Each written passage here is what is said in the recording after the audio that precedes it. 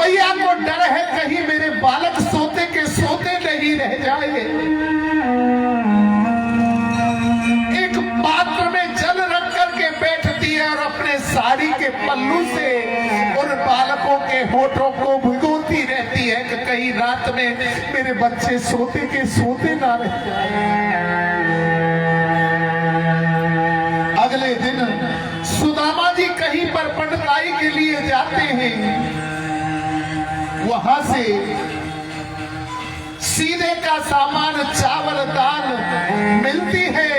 सुदामा जी बड़ी प्रसन्नता में उस सीधे के सामान को लेकर के आते हैं और अपनी पत्नी से कहा कि हे सुशीले, इस भोजन को बना, आज मेरे बच्चों को भोजन मिलेगा।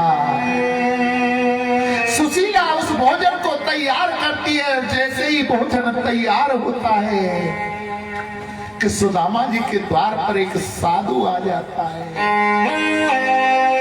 और आकर के कहने लगा भिक्षाम देही भिक्षाम देही। और अब आज जब सुदामा जी के द्वार पर कानों में गई कि मेरे द्वार पर कोई अतिथि साधु आया है, भिक्षा मांग रहा है, सुदामा जी दौड़े दौड़े द्वार पर जाते हैं और कहा महाराज आइए पधारिए प्रसाद पाइए। उस साधु को घर में लेकर के आ जाते हैं और कहा कि देवी देखो मेरे यहाँ पर साधु आया है, भोजन की व्यवस्था करो।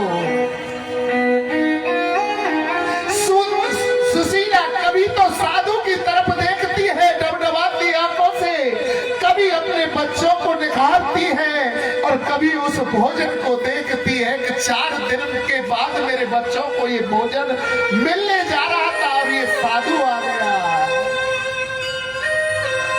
सुशीला ने वो भोजन साधु को करा दिया और साधु जब भोजन करके गया, सुशीला अपने पति के पास जाती है और जाकर के कहती है स्वामी, मैंने सुना है तुम्हारे सखा द्वारका के राजा हैं। द्वारका के राजा का कृष्ण का नाम लेते ही सुदामा जी के नेत्रों से अश्रु बहने लगे।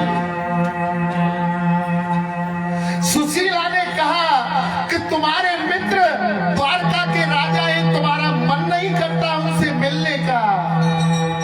कृष्ण कहने लगे कि हे देवी, मेरा मन तो बहुत करता है, परंतु जब भी मन में भाव आता है मैं मन से चला जाता हूँ और कृष्ण के दर्शन करके आ जाता हूँ। सुशीला कहने लगी कि स्वामी जब तक शरीर से तुम नहीं जाओगे तो उस द्वारकाधीश को हमारे बारे में क्या पता। सुदामा जी कहने लगे कि हे देवी, अगर तुम इस भावना से मुझे भेज रही हो कि मैं वहां से कुछ लेकर के आऊं तो मैं नहीं जाऊंगा। अगर केवल इतना कहो कि दर्शन करके आ जा तो मैं जा सकता हूं। और तुम तो जानती हो हमारे घर की हालत क्या है। 4 जगह कभी खाली हाथ नहीं जाना चाहिए। राजा के यहाँ, मित्र के यहाँ, दो पाठ में 2 एकादशी हो, सो प्रभु दीन आस भी अब निराश लगती है।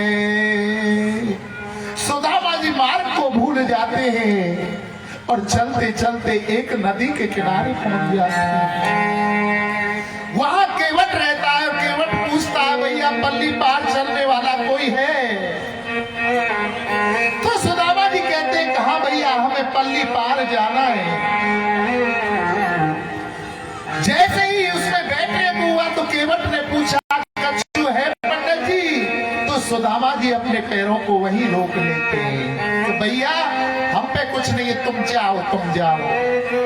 तो केवट कहने लगा कि हमें तो पल्ली पार वैसे भी जाना है, आप कोई ब्राह्मण लगते हो, आप आकर के बैठ जाओ, इससे हमारी हमारी ब्राह्मण सेवा भी हो जाएगी। केवट के कहने पर सुदामा जी बैठ जाते हैं, नदियां पार कराते हैं। केवट कोई और नहीं था, वो स्वयं मेरे कन्हैया थे। केवट से पूछा, सुदामा जी धीरे धीरे प्रमुख द्वार की ओर चल देते हैं। झांकी पहुंचा सुदामा जी द्वार की ओर चल देते हैं। पूछते कि भैया हमारा कन्हैया है, कहाँ रहता है? बीच में से भैया थोड़ा मार्ग बना लो। बोले यहाँ कोई कन्हैया बनैया नहीं रहता है। तो कौन रहता है? कि यहाँ तो गौ ब्राह्मणों के प्रतिपालक श्री श्री 1008 श्री कृष्णचंद्र महाराज ठाकुर जी महाराज रहते हैं। बोले तो भैया वही बुला ले, वो सुदामा जी से इतना लंबा नाम नहीं लिखता था, उनसे ही कह देना, उनसे ही मिलने के लिए आ रहे। उनका किधर है नगर? बोले सीधे चले जाओ। सुदामा जी धीरे धीरे, चलाओ भैया भजन, धीरे धीरे चलते हैं। आराम से बैठ करके बड़ी सुंदर झांकी है, दर्शन करेंगे।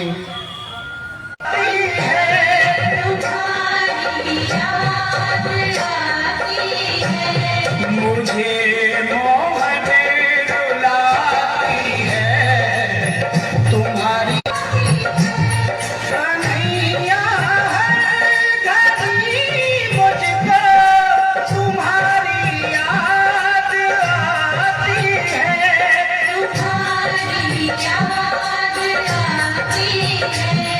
मुझे मोहन रुलाती है तुम्हारी याद आती है, मुझे तुम्हारी